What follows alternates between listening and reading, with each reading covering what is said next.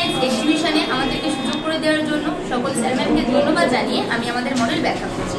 আমাদের মডেল ভূমিকম্প প্রতিরোধী বাড়ি। আমরা বিগত বছরের দিকে লক্ষ্য করলে আমরা দেখতে পাবো যে ভূমিকম্পের ফলে কত ধ্বংস হচ্ছে, ঘরবাড়ি ধ্বংস হচ্ছে, সম্পত্তি ধ্বংস হচ্ছে। এই ধ্বংসটার থেকে রক্ষা পাওয়ার জন্য আমরা এই বাড়িটা তৈরি করেছি, এই বাড়ি তৈরি করার চেষ্টা করেছি।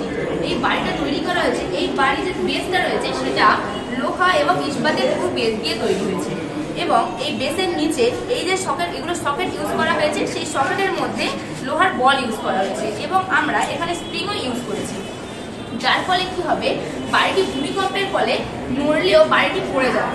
কিন্তু যখন আমরা যে নর্মাল বাড়িগুলো সেগুলো এই ভূমিকম্পের ফলে পড়ে যাচ্ছে।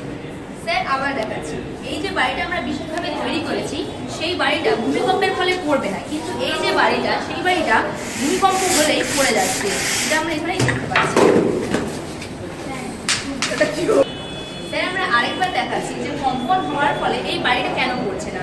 যখন উপর নিচে কম্পন হচ্ছে তখন এখানে থাকা স্প্রিংটা আমাদেরকে কম্পনটা কমিয়ে দিতে সাহায্য করছে, আর যখন উপর নিচে হচ্ছে, উপর নিচে আরেকবার বলেছি, পাশাপাশি যখন কম্পন হচ্ছে তখন নিচে থাকা এই যে বলগুলি সেগুলো আমাদের কম্পনটা কমাতে সাহায্য করছে, আর যখন উপর নিচে হচ্ছে তখন আমাদের এখানে থাকা স্প্রিংটা কম্পন কমাতে সাহায্য করছে। আরেকবার দেখা যাচ্ছে যে এই বাড়িটা ভূমিকম্পের ফলে পড়ে গেলেও এই বাড়িটা রক্ষা পাচ্ছে। এই বাড়িটির নিচে এই যে আমরা এখানে বল ব্যবহার করেছি, আর এটা হচ্ছে সকেট আমরা ইউজ করেছি।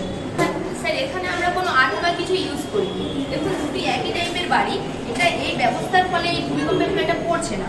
এখানে আরেকবার দেখাচ্ছি, এই যে সকেটটা আর এই যে বলটা, এই বলটা আমরা এখানে লোহার বল ইউজ করছি, যার ফলে কি হচ্ছে, ভূমিকম্পের ফলে যখন পাশাপাশি ভূমিকম্প হচ্ছে তখন এই বলটা আমাদেরকে কম্পন কমাতে সাহায্য করছে, আর যখন উপর নিচে হচ্ছে তখন স্প্রিংটা সাহায্য করছে।